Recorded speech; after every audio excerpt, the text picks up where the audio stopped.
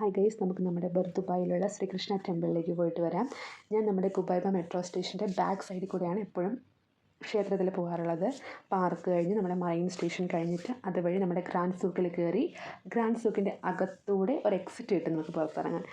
അതുവഴിയാണ് ഞാൻ പ്രധാനമായിട്ടും പോകാറുള്ളത്. ഈ സ്ഥലമൊക്കെ ഏത് ദിവസമായാലും ഈ വൈകുന്നേര സമയങ്ങളിൽ ഇവിടെ ഭയങ്കര ക്രൗഡാണ്. കാരണം ജോലി കഴിഞ്ഞ് വരുന്നവരും ജസ്റ്റ് ഒന്ന് ചായ കുടിച്ച് ഇരുന്ന് വിശ്രമിച്ചിട്ട് അവരുടെ താമസ സ്ഥലത്തേക്ക് പോകും.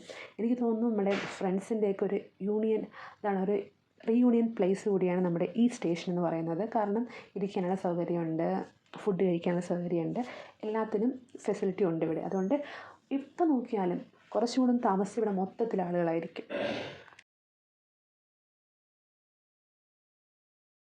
ഇവിടുത്തെ ലേക്ക് വ്യൂവിനെ പറ്റി പ്രത്യേകിച്ച് ഒന്നും പറയേണ്ട, സൂപ്പറാണ്. ഒരുപാട് ടൂറിസ്റ്റുകൾ ഇവിടുത്തെ ലേക്കിൻ്റെ സൈഡിലുള്ള റെസ്റ്റോറൻറ്റ്സിൽ നിന്നൊക്കെ ഫുഡ് കഴിക്കാൻ നമുക്ക് എപ്പോഴും കാണാം. അതുവഴി പാസ് ചെയ്യുമ്പോൾ നമുക്ക് ആളെ മുട്ടി നടക്കാൻ പറ്റാത്ത അവസ്ഥയാണ്. കാരണം ഇത്രയും ആംബിയൻസിൽ ഫുഡ് കിട്ടുന്ന വേറെ സ്ഥലമൊന്നും ഞാൻ ഈ കുറച്ച് കാലയളവിൽ കണ്ടിട്ടില്ല. അത്ര മനോഹരമാണ് ഇവിടെ.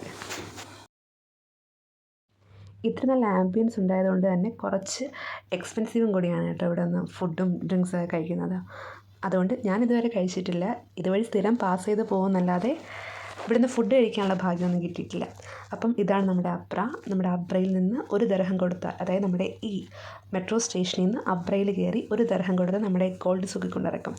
ഇപ്പം ടൂറിസ്റ്റുകൾക്ക് ഇതൊരു ഒരു എൻജോയ്മെൻറ്റ്. നമ്മുടെ സാധാ ജോലിക്കാർക്ക് ഇതൊരു ലെസ് എക്സ്പെൻസീവ് ട്രാവലിംഗ് കൂടിയാണ്.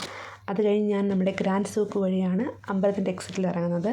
ഗ്രാൻഡ് സൂക്കിൻ്റെ ഇരുവശത്തും ഒരുപാട് കച്ചവടക്കാരുണ്ട്.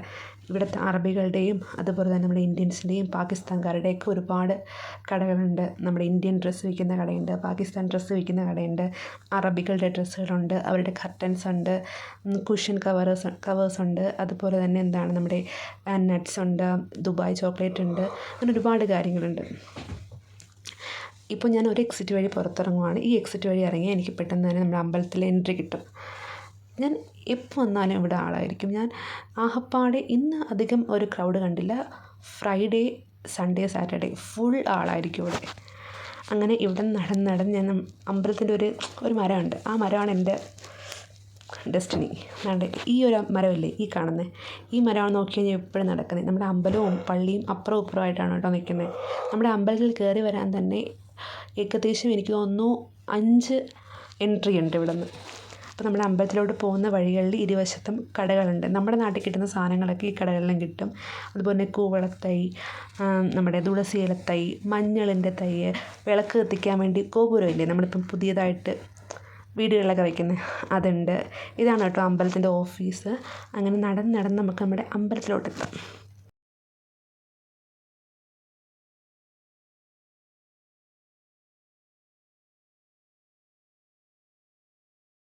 ഇതാണ് നമ്മുടെ അമ്പലം. നമ്മുടെ നാട്ടിൽ നിന്ന് കുറച്ചും കൂടെ വ്യത്യസ്തമായിട്ടാണ് ഇവിടുത്തെ പൂജകളൊക്കെ.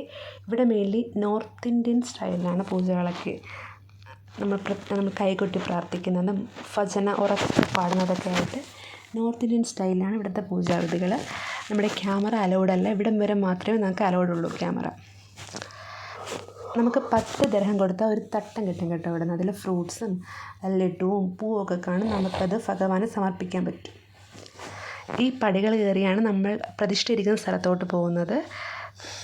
അതുവഴി പിന്നെ താഴോട്ടിറങ്ങി ഈ റൂം വഴി നമുക്ക് ഇറങ്ങി വരാൻ പറ്റും. ഇറങ്ങി വരുമ്പോൾ നമ്മുടെ കയ്യിലൊരു പൊതി കാണും കേട്ടോ, അതൊരു പ്രസാദമാണ്.